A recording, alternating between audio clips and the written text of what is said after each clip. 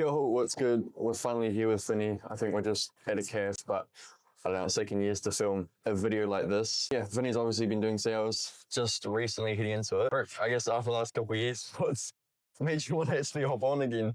Obviously, if you guys follow me on Instagram, been through a lot of things, like trying out a lot of things, but ultimately, sales was the only thing that actually could get me to where I want to be.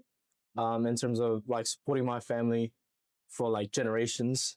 Sales, it was like should I go into it? Should I not? And then when things started really shaking it up for Corbin, I was like, yeah, this might work. And then he objection handled me, got me on it, pretty much closed me, IRL. Started About a month ago? Yeah, about a month ago. What's that kind of first month been? Easy? So you guys what? Sales, I didn't go into sales because it was easy. I went into sales because it was the key to my goals. It was the key to that door that I can open to like fully open up my potential. But that first week on the offer, for like it's the trenches. I had the coldest leads. I was getting told to like frick off every 5 dials. What are you selling on? So I'm selling on a lead generation offer. It's pretty much a marketing service. We work only B2B. Like who are you actually selling to? Yeah, so we're actually selling to, fellow marketers, even lead gen companies we work with. We work with consultants, coaches. We help people build their offers as well. Oh, yeah. It's a crazy offer because we have 400 clients. We've had 400 clients and we've only had 2 who's actually wasn't happy, and like that was 2 they already had that guaranteed refund. Yeah. So out of 400 clients, 2 clients just weren't happy. Like Easy. That's a crazy stat. So you've been in it like a month now. What did it kind of meet your expectations on what it was hitting into it, or like exceeded it? Yeah, I'll refer back to that first week because that is the breaking point for every other setup. I'll tell you what, I've seen 6 other setters go onboarded with me. So there was 2 other people onboarded with me. I seen them go in the first week. Then I seen 2 other people get onboarded the week after. Seen them go as well after the first week. And the current crew we have now is pretty solid. But what would you say made you stand out compared to the other setters when you've only got 2 weeks of training? To be fair, there was only one setter that actually had previous experience before. Yeah. But he ended up just not being able to handle the B2B side of things. Yeah. If you guys have been on a B2B offer, you know how different it is to B2C. Yeah. Different monster, especially dialing those B2B freaking Australian New Zealand leads. That's so cooked. Yeah. But like what actually made me stand out was just like this was something I preyed on like ever since I started training with Corbin. Seeing everyone else get their first offers within like their first 2-3 weeks, even their first week. It was heartbreaking because I put in so much work and there was a little part of me that felt like that I definitely had better skills than everyone else, but that's just straight ego and pride. But yeah, it was something that I prayed into, and what kept me on there after the first week, even after I was struggling, it was like this was an opportunity that God gave me, so why would I waste it? Like this was something that He planned out for me, so why am I backing out of it? Yeah. And that ultimately came down to me just trying to do it by myself, and that was the whole problem because trying to do it by yourself is like you can't, especially with something that God gave you. And I guess what is it? Obviously, been in a month, and it's like coming up to the end of the year, almost. Well, what's the goal by the end of the year? What are you going to do? Kind of get into that. By the end of the year, as a setter, I'm fortunate enough to actually be on an offer that could get me to 14K a month New Zealand as a setter. So definitely that's something I want to be pursuing. But also by the end of the year, I also want to be on a closing offer. Yeah. I think that's August now. It's eighth month of the year. Still got plenty of time. Hopefully in 2 months I have a closing role. Yeah. By December I want to be making 20K a month. Yeah. definitely some goals to be working on. But like if you guys don't know, I spend like 14, 15 hours a day just straight working on setting, dude. Like I don't do anything else. So what would you say has been, I guess, the biggest lesson when you first head into it that's kind of kept you going that you obviously learned along the way? Detachment.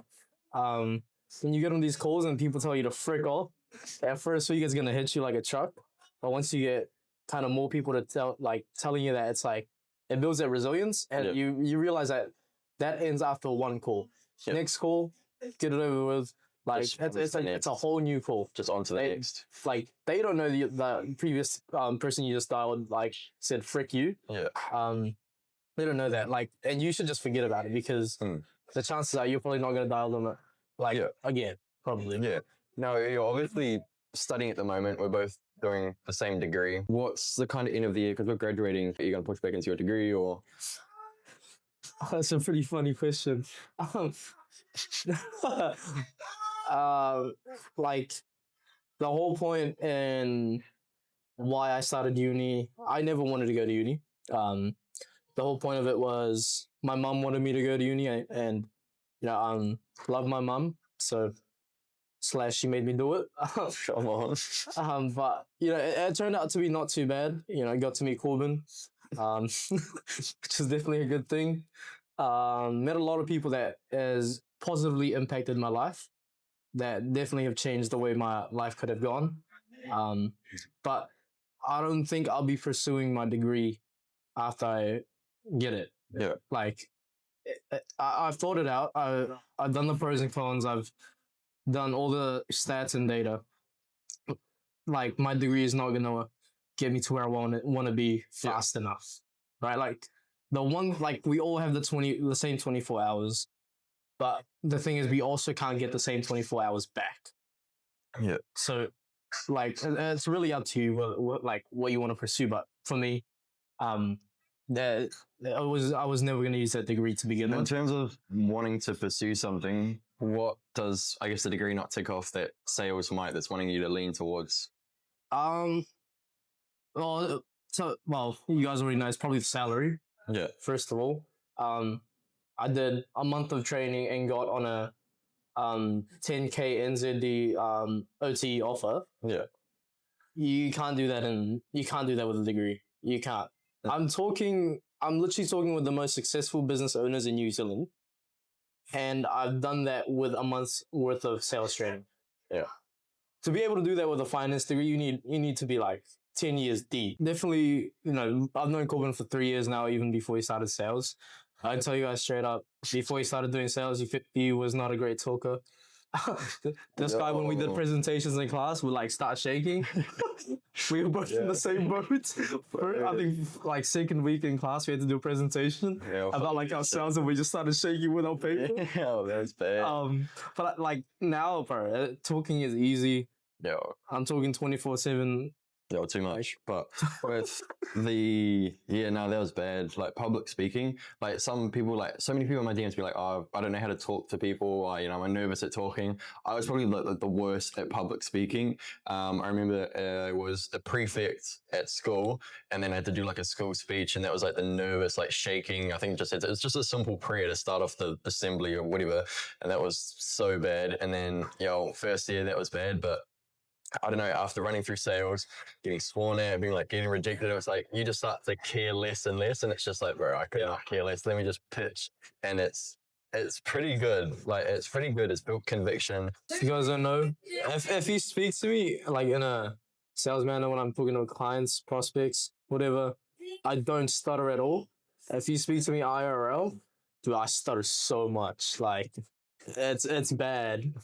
Like when I yo. Wait, when he is half the time it's just being human. Like I still stutter myself, and I find it funny that I get paid to talk.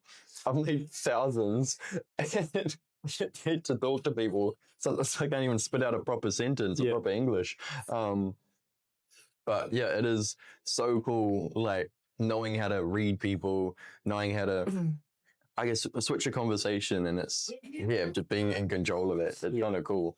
Oh yeah, so I mean, people look at sales and be like, oh, you're just doing it for the money, like and just like manipulating people, getting as much money as you can.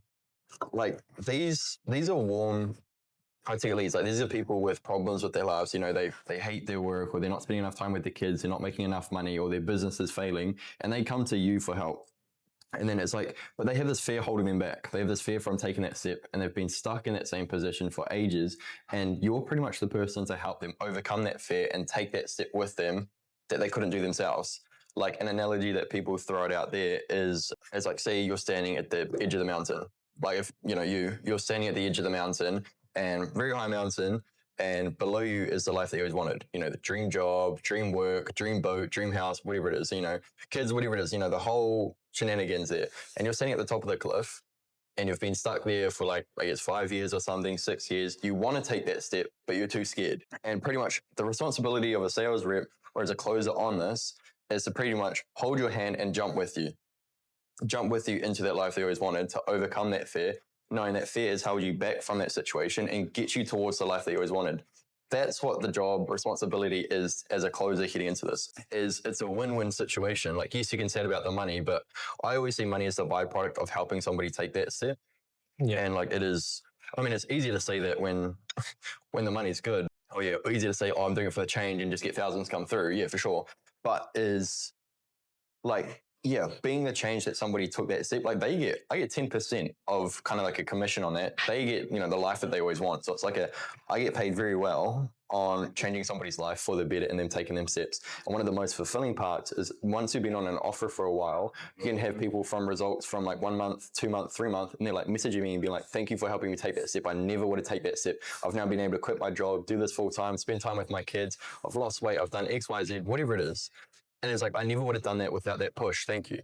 And then it's like, oh, that's like the most fulfilling part.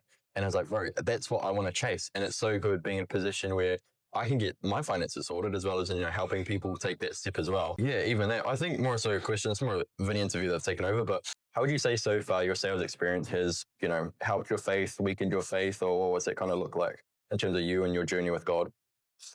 Yeah. It has to do a lot with faith. Like, genuinely, just to start off, like, I don't know how people go through struggles without God, knowing that, like, He's the light in that tunnel. But yeah, like, when obviously when I obviously when I in that first week when I tried doing that alone, it was horrible. The second week it was like still doing it alone, but like, you know, so it's getting a little bit better. That third week was the week that I did the best in, and that was when I gave it all to God. That was when I had, you know, my friends pray for me. I had I was calling Corbin every night before I start dialing. You know, just like getting help around that. But like that was also when I started digging more into my Bible, not just like reading a few verses every day, but actually like understanding those verses. How have you found pushing into God more has left you in terms of like a dependency with God? Like, what has that resulted in terms of you carrying out your sales or stress or with anything there? Or yeah, you know, I still run my own barbershop. I'm still a uni student. I'm still a youth leader. I'm doing sales, maybe 14 hours a day. Yeah. So when it comes to stress, I should be me and Corbin should be like one of the most stressed out people ever. But since we know that God's got us, it's just a peace you just can't deny. It's an overwhelming peace. Like, yeah, I don't know how else to put that.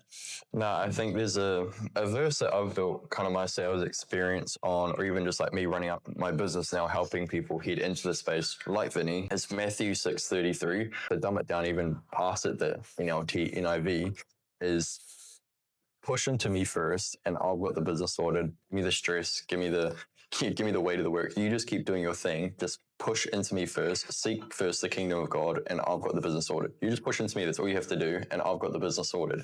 And having such a confidence in that when a business goes down or, you know, disputes or refunds or court cases or whatever it could be thrown your way, it's just being so unfazed knowing that God's got that sorted. All I have to do is just push into him. Yeah, I think that's, I guess, just the best part about it, to be honest. And Yeah, no, it's been good. I guess just finish it off there. What would you kind of leave the people with in terms of sales, God, everything? Just one little Vinny one-liner. Um, for jump, jump. But take God's hand, jump with him. You know, um, like if you guys also don't know, um, like not only was Corbin like the person who like kind of pushed me into sales, but he was also that person that pushed me into that life with God. Um, that's why like I think that whole friend thing comes a lot into why aren't you trying to save them? Why are you not trying to like have them meet Jesus? Yeah. Because I know how much it's changed my life. Like, that's why I say it's so selfish, just because you know what they're missing out on. As a Christian, you know that overwhelming piece that they're missing out on. As a one-liner, I don't know, just do it. Do it. See what happens. I think it's so good to see that hard work to be so rewarding, to see it's paying off, where it's not only helping me and my finances, where I've ticked off my job, like a career that I've built off, a business that I've built off, relationships that I've built off of it, but it's also put me in a position to help other people and them tick off their goals also. Like you would have seen with Vinny and many other my other students. But yeah, I guess it's just so good to be in a position of that change. And yeah, because I think like it does feel selfish being like, oh, the hustle mindset, or, you know, wanting to put in all these works. But I'd say it's only selfish if it ends with you. And it's so good to be in a position now to see fruits of what I was working at, kind of the back end systems, you know, just behind the scenes, just, you know, 12-hour days, just that side of things. And then now it's starting to pay off, also having a positive impact on other people, which has been great. But yeah, we're going to finish off there. Obviously, this is the first month Vinny's been in it, but I'm keen to do like a 6-month update, see how he's going along, see when he hits that, you know, that 10K, that 14K month at the end of the year before we finish studies, which will be good. I will see you guys later. This food is actually freezing and we just brought a whole bunch of food and just picked up the camera, but yeah, this is cold. I'm going to get a takeaway. I will see you guys on the next one. Next interview will be in a penthouse. Yeah, so Vinny's name on it, bro.